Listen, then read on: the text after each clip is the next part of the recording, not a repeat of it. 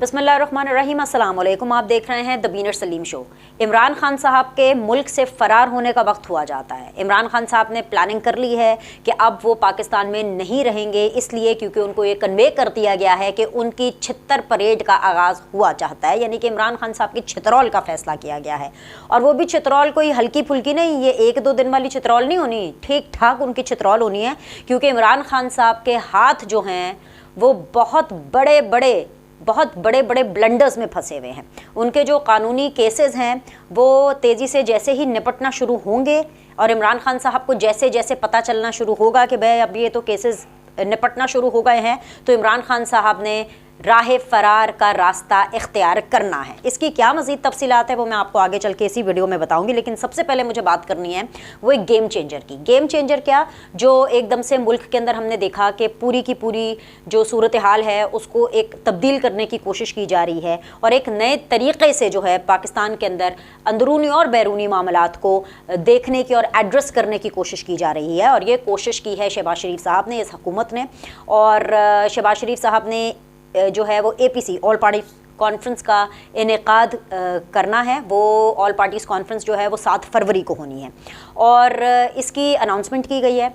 अच्छी चीज़ इसमें यह है कि इसमें मुल्क की तमाम तर बड़ी और छोटी जमातें इसमें शिरकत करेंगी। हर जमात, हर जो स्टेक होल्डर है, पॉलिटिकल जो स्टेक होल्डर है वो वहाँ पर मौजूद होगा। सिर्फ पॉलिटिकल स्टेक होल्डर नहीं, बल्कि अगर मैं बात करूँ इस्टेब्लिशमेंट की तो वो भी वहाँ पर मौजूद होगी, यानी कि DGISI भी वहाँ पर मौजूद होंगे, आर्मी चीफ साहब भी वहाँ पर मौजूद होंगे। और जो हाईलाइट है अभी तक इस APC की अनाउंसमेंट की, वो हाईलाइट ये है कि भाई इमरान खान साहब को भी, पाकिस्तान तहरीक इंसाफ को भी इसमें मदऊ किया गया है। अच्छा, पाकिस्तान तहरीक इंसाफ को मदऊ करना एक अलग चीज़ है, क्योंकि ज़ाहिर सी बात है वो एक तो पॉलिटिकल पार्टी है, उनको मदऊ करना बहुत ज़्यादा ज़रूरी भी है और वो आएगी भी, यानी पाकिस्तान तहरीक इंसाफ से लोग वहाँ पे शिरकत भी करेंगे। वो भी मैं आपको बता देती हूँ कि कौन कौन सी प्रोबेबिलिटीज़ हैं कि वो कौन कौन से लोग होंगे जो कि इस APC में शिरकत करेंगे।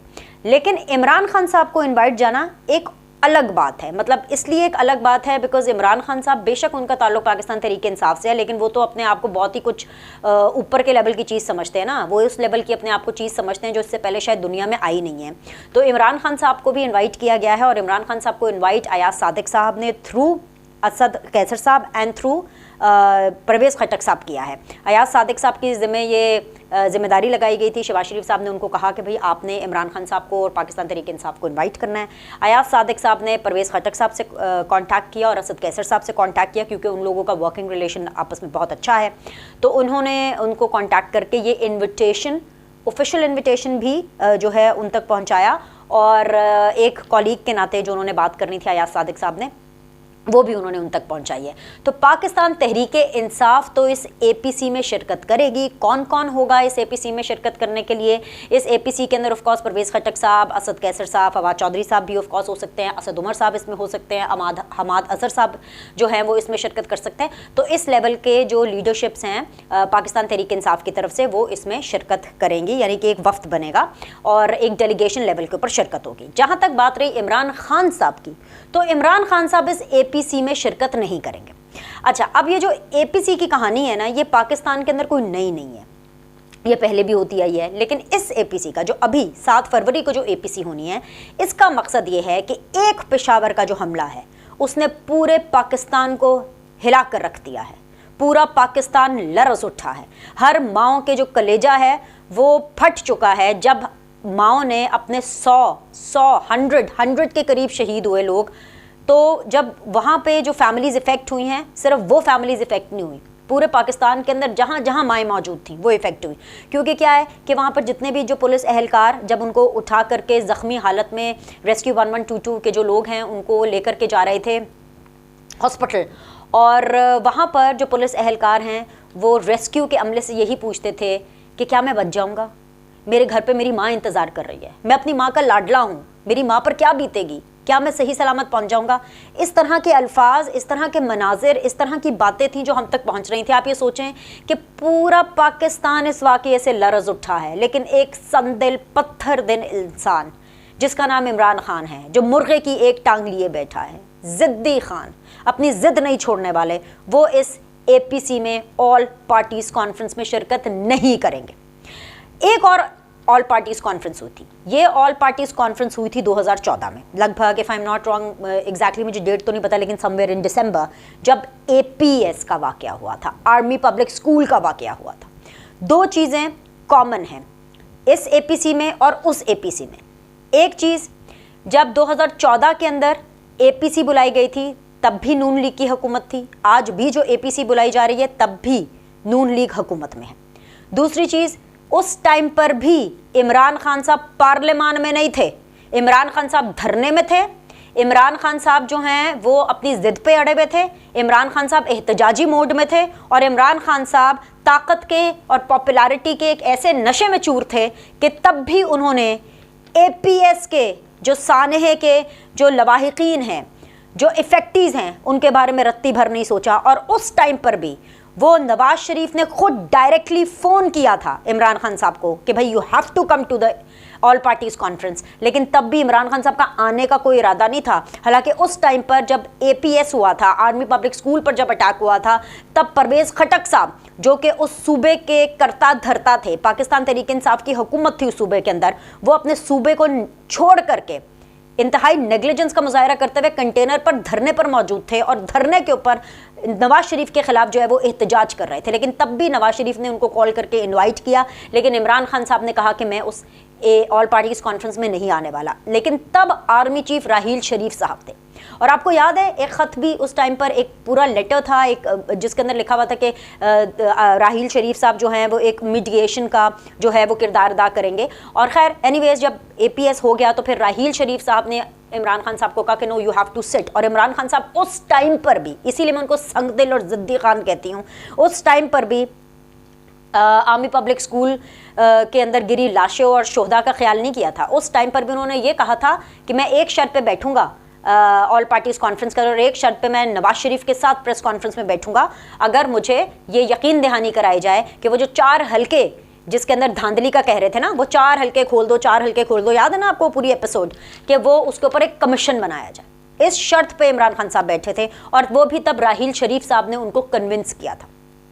ओके, अब इस दफ़ा भी इस एपीसी के अंदर जो दूसरी चीज़ मुश्तरक है कि आज भी इमरान खान साहब पार्लियामान में नहीं है।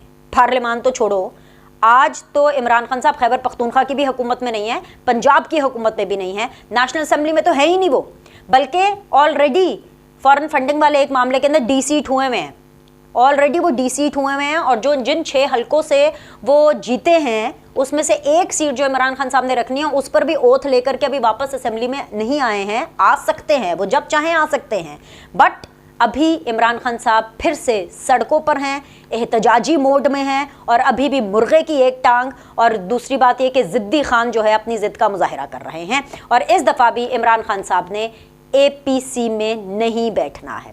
इस दफ़ा वो इसलिए भी नहीं बैठेंगे क्योंकि पिछली दफ़ा तो राहील शरीफ साहब ने उनको फ़ोन कर दिया था, इस दफ़ा तो जनरल आज़म उनको फ़ोन नहीं करने वाले, एटलीस्ट अभी तक जो हमें इतलात है।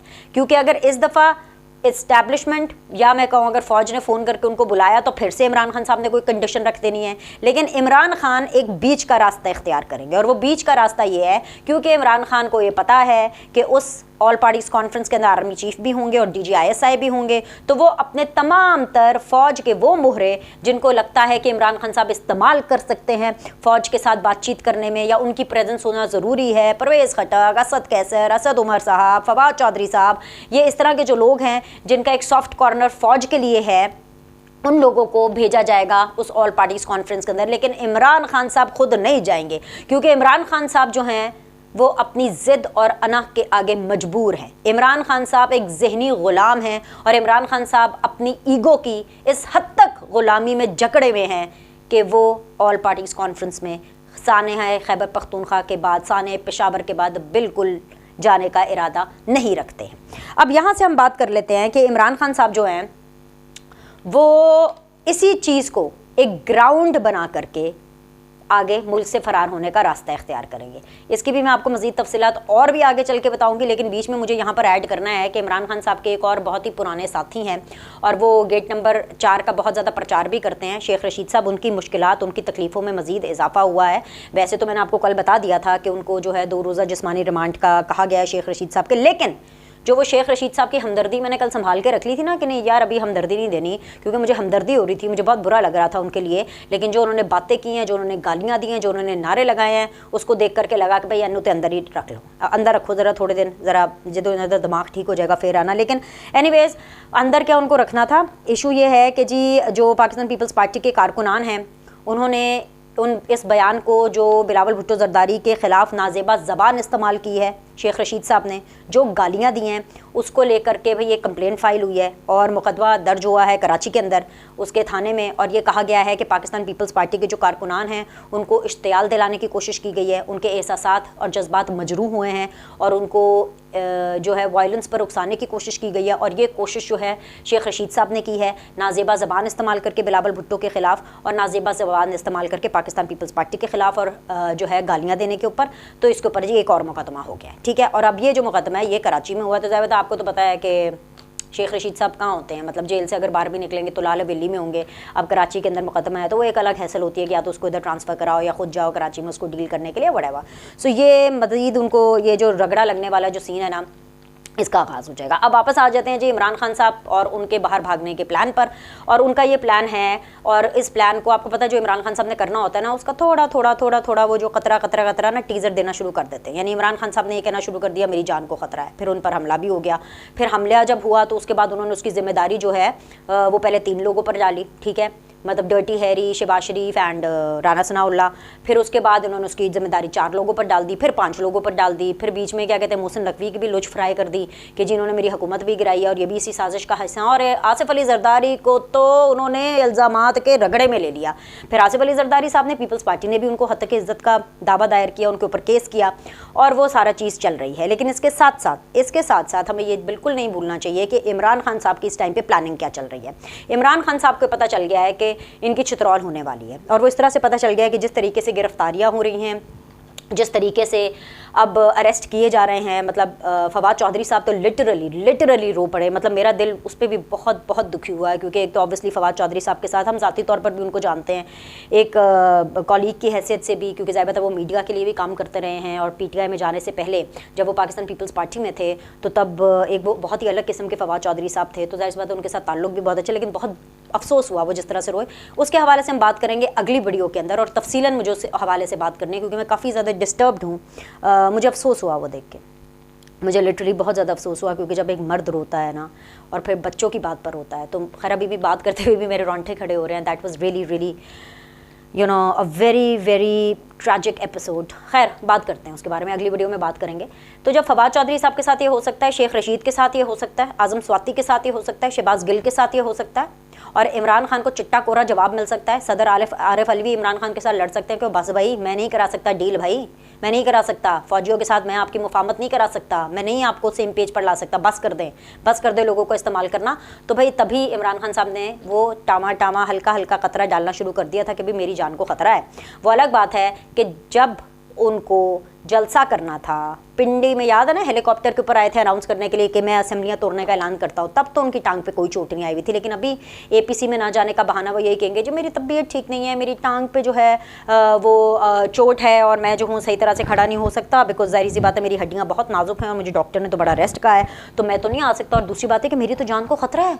आसिफ अली जरदारी दहशतगर्द तंजीमें, रिलीजियस एक्सट्रीमिस्ट जो हैं वो तो मुझे मारने के ऊपर तुले हुए हैं और इसलिए वो आहिस्ता मुल्क से बाहर खिसक लेंगे। और उनके जो यूथियाज़ हैं, जो सपोर्टर्स हैं, वो माशाल्लाह मैं क्या बोलूँ, उनकी अकल तो माशाल्लाह क्या ही उनकी अकल है कि उन्होंने भी कहना हाँ हमारा लीडर भागा नहीं है, हमारे लीडर की जान को ख़तरा है, हमने तो खुद खान को कहा था चले जाओ, हमने तो खुद खान को कहा था कि जी मुल्क से चले जाओ, ये लोग तुम्हें मरवा देंगे, आपकी जान को बहुत ज़्यादा ख़तरा है। लेकिन इमरान खान क्योंकि जेल की सोबतें बर्दाश्त नहीं कर सकते, इमरान खान क्योंकि इस दफ़ा फ़ौज उनकी प्रोटेक्शन नहीं कर रही है, फ़ौज उनकी पॉलिटिकल प्रोटेक्शन नहीं कर रही है, फ़ौज उनको इक़्तिदार में लाने के लिए कुछ नहीं कर रही है। फ़ौज ने भी अपना प्लान B बना लिया है और फ़ौज का जो प्लान B है वो नेशनल गवर्नमेंट की तरफ जाना है, उसकी भी तैयारियां मुकम्मल तौर पर शुरू हो चुकी हैं। आप देख रहे हैं कि हर पॉलिटिकल पार्टी से लोग जा रहे हैं, शाहिद खाकान अब्बासी, मिफ्ता इस्माइल, चौधरी निसार साहब ऑलरेडी अलग हो चुके हैं, इसके अलावा मुशाहिद हुसैन सैयद साहब जो कि PMLN से हैं ऑलरेडी वो एक अलग आवाज़ उठा रहे हैं, सेनेटर PMLN की टिकट पर हैं, सीट पर हैं। लेकिन इसके बावजूद जो है वो लूली लंगड़ी गवर्नमेंट कहते हैं इसको, राइट। और इसके अलावा मुस्तफ़ा नवाज़ खोखर साहब हैं, वो भी एक बड़ी एजुकेटेड एंड सेन वॉइस है, लेकिन वो भी पाकिस्तान पीपल्स पार्टी का हिस्सा नहीं है। इसके अलावा हम ये देख सकते हैं कि चौधरी सरवर साहब, अभी मैंने परसों ही अपने शो के अंदर उनको इन्वाइट किया था, मेरी उनसे तफसीलन बात हुई, मैंने उनसे पूछा, उन्होंने ये कहा कि मैं सोच रहा हूँ, लेकिन अभी मैंने किसी पॉलिटिकल पार्टी को या किसी थिंक टैंक को ज्वाइन नहीं किया है, लेकिन चौधरी सरवर साहब है। तो ऐसे बहुत से लोग हैं जो कि पार्टियों से अलग हुए हुए हैं, लेकिन ऑब्वियसली वो आगे भी बढ़ना चाहते हैं। तो ये लोग एक अलग थिंक टैंक जो है ये बना रहे हैं, इनका बन रहा है, और यही वो थिंक टैंक होगा, जैसे मैंने आपको पहले भी इशारतन इस हवाले से बताया था अपने द बीनर सलीम शो के प्लेटफॉर्म के ऊपर, कि वहाँ पर जो है इसको जो है इस्टेब्लिशमेंट जो है इसके ऊपर ज़्यादा फोकस करेगी, और इंतखाबात में जाने से पहले वो इस नेशनल जो नेशनल एक ग्रुप बन रहा है, इस नेशनल फॉर्म ऑफ गवर्नमेंट को एक चांस देना चाहती है, ताकि मुल्क के अंदर स्टेबिलिटी आए। क्योंकि जो इमरान खान का एक्सपेरिमेंट किया गया है, उस चक्कर में इमरान खान ने भी फौज को बहुत गंदा किया है, और उस फ्लॉप एक्सपेरिमेंट के अंदर फौज गंदी भी बहुत हुई है। मतलब मुल्क में कुछ नहीं है, खाने को रोटी नहीं है, पेट्रोल नहीं है, अमन व अमान भी नहीं है। मतलब बेसिकली वो काम जो कि फौज और इस्टेब्लिशमेंट का है कि मुल्क के सरहदों की हिफाजत करना, यानी कि अगर अब बात यहाँ तक आ गई है कि भाई अपनी मर्जी का बंदा लगा के, अपनी मर्जी के मिनिस्टर लगा के, अपनी मर्जी का जो है क्या कहते हैं कि सियासत का चौधरी लगा करके भी अगर अमन व अमान की सूरत हाल, पैसा, पेट्रोल आपके कंट्रोल में नहीं है, तो फिर ये तो फेलियर है ना। तो इसका इल्ज़ाम भी ऑफ कोर्स फ़ौज को लेना पड़ेगा, और फ़ौज इसका जो है वो बोझ उठा रही है। तो लिहाजा हालात को बेहतर करना है, तो उसके लिए एक नेशनल फॉर्म ऑफ गवर्नमेंट की भी तैयारी हो रही है। अब ये तमाम तर फैक्टर जब इमरान खान साहब देखते हैं तो उनको लग पता जाता है कि भाई इत्थे ते मेरी तो कोई जगह नहीं, तो जेल भी मैं नहीं जाना। अब ज़ाहिर है छिपकलियों से भी तो डर लगता है ना, और फिर जेल में जिम भी नहीं होता, ट्रेडमिल भी नहीं होती, वेट्स भी नहीं मिलते सुबह सुबह भागने के लिए, इसके अलावा खाना भी अच्छा नहीं मिलता। आपको पता ना कैसे जेल में खाना देते हैं, जब खाना आता है तो उंगलियां मार मार के उसको चेक करते हैं, ये ऐसे एक उंगली मारेंगे, दूसरी तीसरी कि जी खाने के अंदर कुछ मिला तो नहीं हुआ, ऐसे करके खाना फेंकते हैं, आपको पता है। और इतनी छोटी सी 400 कनाल के घर पर रहने वाला आदमी, जमान पाक के इतने बड़े घर में रहने, वो एक छोटे से 6x6 की कोठरी में कैसे रहेगा जेल में। तो भाई इमरान खान ने प्लानिंग अपनी कर ली है। आप आने वाले दिनों में देखेंगे कि इमरान खान साहब ने मुल्क से फरार हो जाना है, लेकिन क्या है ना, इमरान खान का फरार होगा ज़िंदगी के लिए, अपनी ज़िंदगी बचाने के लिए डिफेंस मैकेनिज़्म। लेकिन नवाज शरीफ अगर मुल्क से बाहर जाएं, पीपल्स पार्टी से में से अगर कोई मुल्क से बाहर जाए, आसिफ अली जरदारी अगर मुल्क से बाहर जाए, बेनज़ीर अगर जिला वतन रहे, नवाज शरीफ अगर जो है ख़ुद साख्ता या ज़बरदस्ती के तौर पर उनको जिला वतनी सहना पड़े, तो वो भगौड़े हैं, वो फरार हैं। लेकिन अगर इमरान खान साहब जाएंगे तो नहीं नहीं नहीं नहीं, वो तो अपना डिफेंस मैकेनिज्म करेंगे, वो थोड़ी ना फरार होंगे। पता है ना, दुनिया जहां के लीडर को जिसको सबसे बड़ा जान का खतरा है वो इमरान खान है, उसके अलावा तो किसी और को खतरा ही नहीं है जान का। तो भाई आने वाले दिनों में ये होने वाला है। तो आप कमर की पेटी बांध लीजिए, कमर कस लीजिए, and get ready to watch this Imran Khan show. Like करें, सब्सक्राइब करें। आपसे अगले द बीनर सलीम में शो में मुलाकात करते हैं।